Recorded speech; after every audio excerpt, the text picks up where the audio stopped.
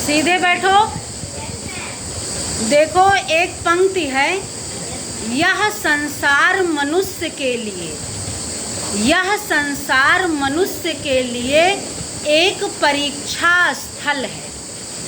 यह संसार मनुष्य के लिए एक परीक्षा स्थल है। दुख है प्रश्न कठोर देखकर, होती बुद्धि विकल है। यह संसार मनुष्य के लिए एक परीक्षा स्थल है। दुख है प्रश्न कठोर देखकर, होती बुद्धि विकल है। किंतु स्वात्मबल विज्ञ सत्पुरुष ठीक पहुँच अटकल से।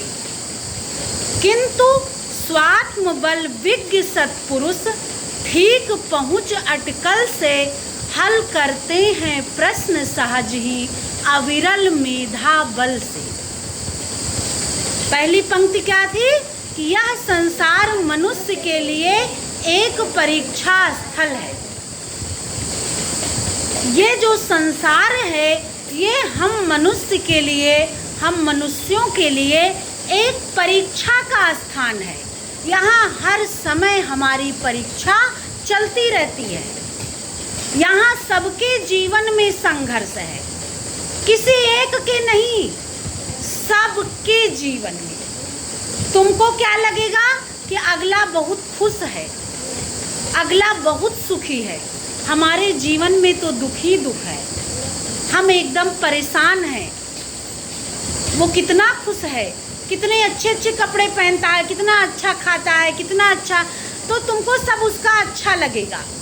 लेकिन ऐसा कुछ नहीं है। यहाँ कोई भी मनुष्य ऐसा नहीं है जिसके जीवन में संघर्ष ना हो। सबके जीवन में संघर्ष है, सबके। वो कितना बड़ा से बड़ा आदमी हो, कितना पैसे वाला हो, कितनी भी संपत्ति वाला हो, लेकिन सबके जीवन में संघर्ष है। समझ गए? इसलिए घबराने की कोई बात नहीं है। हमारे पास जो कुछ है बहुत है। ईश्वर ने बहुत दिया, हमें 2 हाथ दिया, 2 पैर दिया, 2 आँखें दी, 2 कान दिया, और दे क्या, तो इतना बहुत दिया है।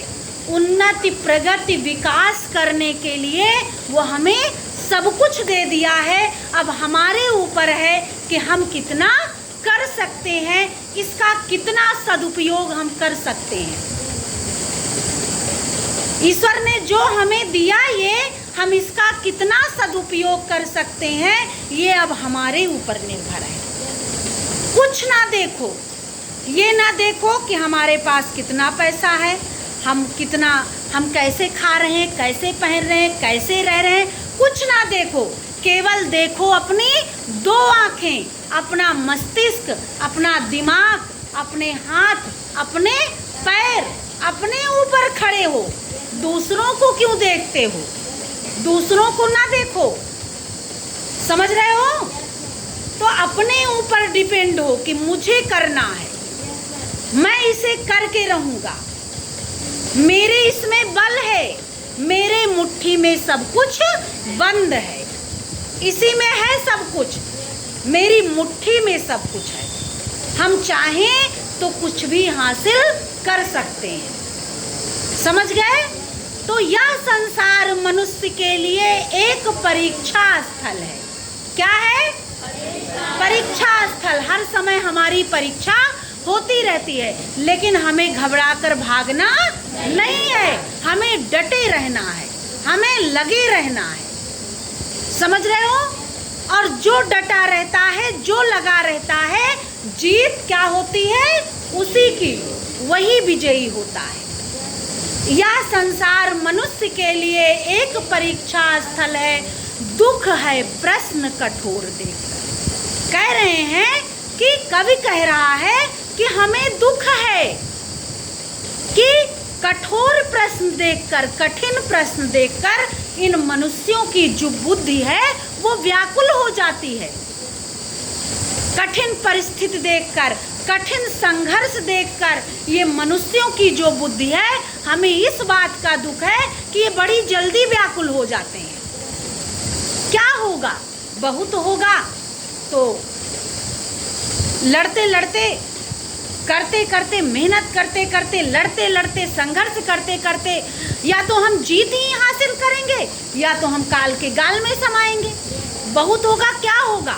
लेकिन जब तक है हम इस पृथ्वी पर, जब तक हमें ईश्वर ने जीवन दिया है, तब तक तो हम निरंतर सत्कर्मों में लगे रहें, संघर्ष में रत रहें। समझ रहे हो? तो वही कह रहे हैं कि ये हमको लगता है रामधारी सिंह दिनकर की पंक्ति है। दिनकर जो है, ये दिनकर की पंक्ति है।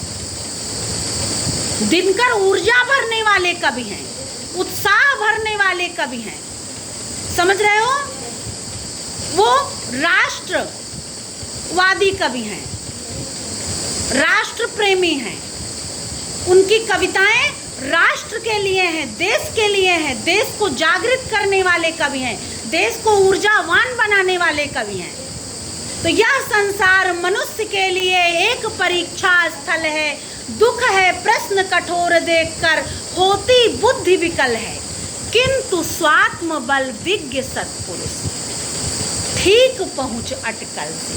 किंतु जो स्वात्म बल, अपने बल पर निर्भर है, स्व माने अपने, आत्मबल अपने आत्मबल पर, अपनी शक्ति पर जो निर्भर हैं, किंतु स्वात्म बल विज्ञ सत्पुरुष, जो विशेष ज्ञानी हैं, विज्ञ जो विशेष जानकार हैं, विशेष ज्ञानी हैं, तो जो अपने ऊपर निर्भर हैं, अपनी शक्ति को जिसे पहचान है, वो ठीक पहुँच अटकल से।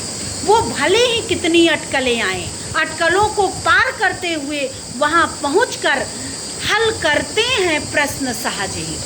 वो बड़ी ही आसानी से उस प्रश्न को हल कर लेते हैं, उस कठिन परिस्थिति को पार कर लेते हैं अविरल मेधा बल से, अपनी अविरल शक्ति से, अपनी अविरल स्वच्छ निर्मल बुद्धि से, अपनी निर्मल बौद्धिक शक्ति से वो इन प्रश्नों को सहज ही, बहुत ही आसानी से हल कर लेते हैं। समझ गए? तो कहीं भी हमें रुकने और हारने की जरूरत नहीं है। चलते चलना है, चलते चलना है। हमारा जो लक्ष्य है वो मिलेगा कैसे नहीं। समझ रहे हो?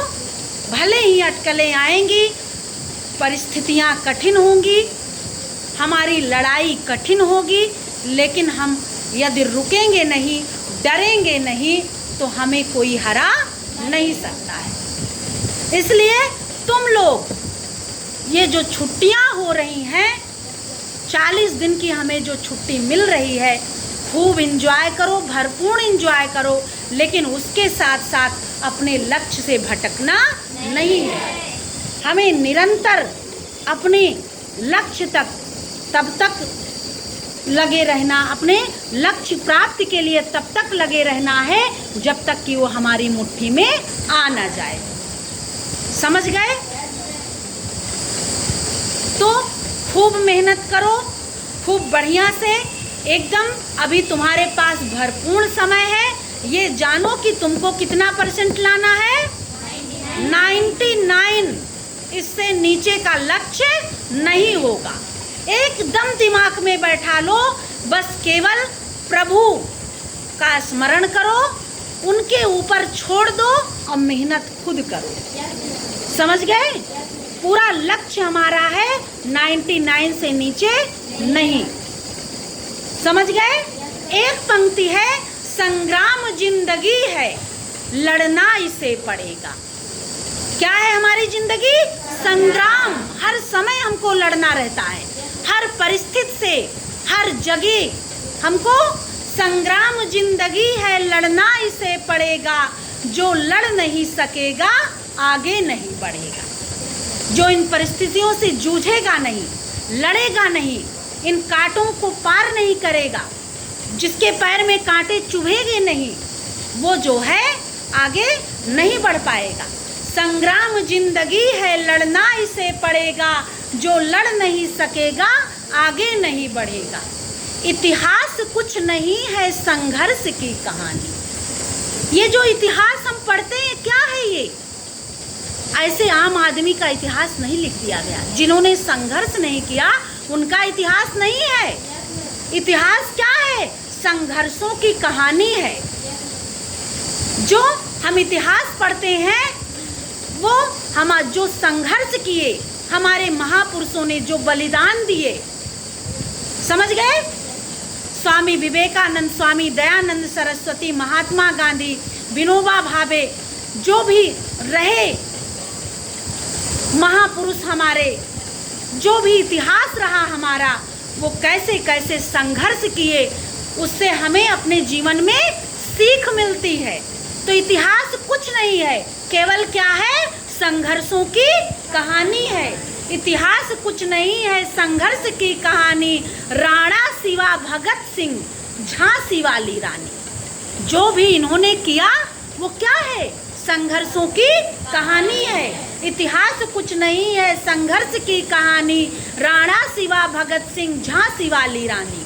कोई भी कायरों का इतिहास क्यों पढ़ेगा? कोई कायरों का इतिहास पढ़ेगा? कोई भी कायरों का इतिहास क्यों पढ़ेगा? जो लड़ नहीं सकेगा आगे नहीं बढ़ेगा। समझ गए? तो संग्राम जिंदगी है, लड़ना इसे पड़ेगा। जो लड़ नहीं सकेगा आगे नहीं बढ़ेगा। इतिहास कुछ नहीं है, संघर्ष की कहानी। राणा शिवा भगत सिंह, झांसी वाली रानी। कोई भी कायरों का इतिहास क्यों पढ़ेगा? जो लड़ नहीं सकेगा आगे नहीं बढ़ेगा। तो हमें क्या करना है? अपनी हर परिस्थिति से, ये नहीं कि तलवार से युद्ध करें, वो है लड़ाई। लड़ाई हमारे सामने जो स्थितियां परिस्थितियां आती हैं, उन्हें जूझ कर, उन्हें पार करके आगे बढ़ जाना, वही हमारी क्या है? लड़ाई है। हमें सत्कर्म करना है, हमें सद्मार्ग पर चलना है, हमें डर कर पीछे नहीं हटना है, हमें सत्य पर अडिग रहना है, हमें झूठ नहीं बोलना है। समझ गए? तो हमें अच्छे कर्मों के द्वारा, सत्कर्मों के द्वारा अपने जीवन को, जो प्रभु ने एक पुण्य है हमारा, जो हमें मनुष्य के रूप में जन्म मिला, हमारा बहुत बड़ा पुण्य है। बहुत अगाध पुण्य मैंने किया कि जो हम इस पृथ्वी पर मनुष्य के रूप में अवतरित हुए हैं। मनुष्य ने, जो भगवान ने, ईश्वर ने जाति पाति बना के नहीं भेजा। जाति तो यहाँ आकर बनी है। ईश्वर ने हमें मनुष्य के रूप में यहाँ भेजा। समझ रहे हो? और देखो, सरकार भी ऐसी, व्यवस्था भी ऐसी, कानून भी ऐसा कि जाति पाति का कानून में कोई भेदभाव नहीं है। अगर हम मेहनत करेंगे तो हम वो बनेंगे। जाति से कुछ होगा? कुछ नहीं होगा। हम जो चाहेंगे वो बन के दिखाएंगे। हम भगवान बन सकते हैं, ईश्वर बन सकते हैं अपने कर्मों के द्वारा। चाणक्य बहुत बड़े कूटनीतिज्ञ थे इतिहास में ही। समझ रहे हो? चाणक्य कहते हैं मनुष्य, ये जो मनुष्य है ये साधारण धर्मा एक पशु है। साधारणतया अगर अच्छा काम नहीं कर रहा है, गंदा काम कर रहा है, तो वो पशु है। क्या है वो? पशु है। और विचारशील होने से वही मनुष्य है। मनुष्य, ये जो मनुष्य है ये साधारण धर्म, अगर वो गलत कर्म कर रहा है तो वो एक पशु है। और विचारशील, अगर उसके अंदर विवेक है, विचार है, तो वही क्या है? मनुष्य है। और नेक, पुण्य, सत्कर्म करने से, अच्छे कर्म करने से वही देवता बन जाता है। समझ गए?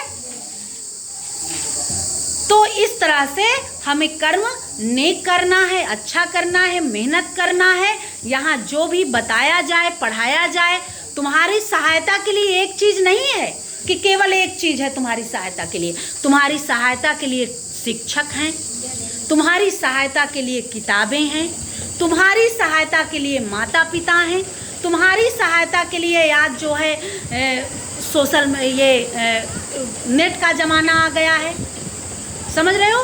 गूगल, हम उससे भी कितने बच्चे हैं जो मोबाइल से, नेट से, इसके थ्रू पढ़ के वो जो है टॉप कर दे रहे हैं। उनके पास आर्थिक स्थिति उनकी मजबूत नहीं है, सही नहीं है, वो कोचिंग करने में, दिल्ली जाने में और जगह जाने में सक्षम नहीं है, लेकिन यही घर पे रहकर इसी यूट्यूब, इसी जो है नेट के द्वारा, इसी गूगल के द्वारा, इसी के माध्यम से वो टॉप कर दे रहे हैं।